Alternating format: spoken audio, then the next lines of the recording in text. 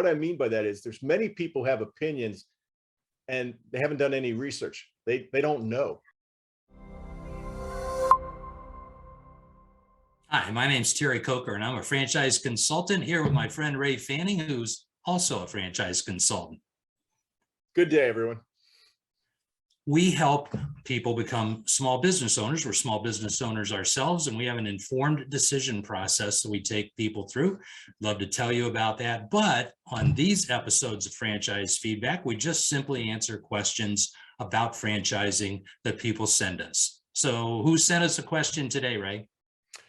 Today, Terry, we have a question, and I had to print it up because it was emailed to us nowadays. Really have a mailbag? That's kind of like an inside secret if you've been watching the show. So today's question is from Chris in Kansas City. Chris in Kansas City. Okay, what's the question?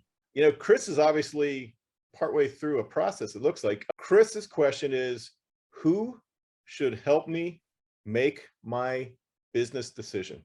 Who should help me make my business decision, Terry? What do you say to Chris in Kansas City? Well, number one, I say that's a really good question. And my first answer is, Chris, it should be people whose lives you will impact with your decision. So the first person that comes to mind is a spouse or a business partner. They should be on your decision committee. That's what I call it, because they have skin in the game. They're going to be impacted financially, lifestyle. So who's on your decision committee? And a question that I ask people when I meet them and start to work with them to write their written goals is there anybody in your life who doesn't want you to start a business? Because if they're not impacted, they shouldn't be on your decision committee, even though they probably love you and they probably have a strong voice in the choir. What do you say, Ray? Well, great answer, Terry. And Chris, I would tell you that it's important to know who's on your committee, and it's important to qualify them. And what I mean by that is people who work with me and you, Terry, they probably hear this a lot, but I call it the Uncle Fred. Is Uncle Fred giving you opinions on your decisions? And what I mean by Uncle Fred, that's based on a long ago story. But what I mean by that is there's many people have opinions and they haven't done any research. They don't know. They just, I'll give you an opinion on what you do. I mean, you can ask me, if you'd like, you can ask me how to build a rocket ship to the moon. I'm not going to be much help, but maybe I have an opinion. We want facts. We want people who've done homework.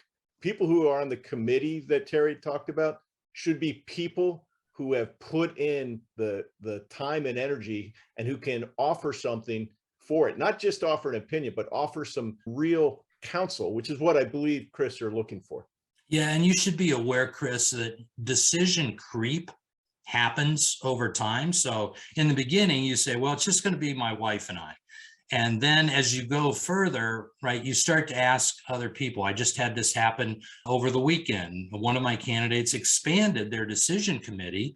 And because the people hadn't done an informed process, they weighed in with all sorts of opinions. And now the committee went from 2 to 6. Well, guess what happened? Okay, it became unmanageable. So you should be aware of decision committee creep, adding people at the end of the process to see what they think when they haven't done the informed decision process that you've done, that Ray and I are going to teach you how to do.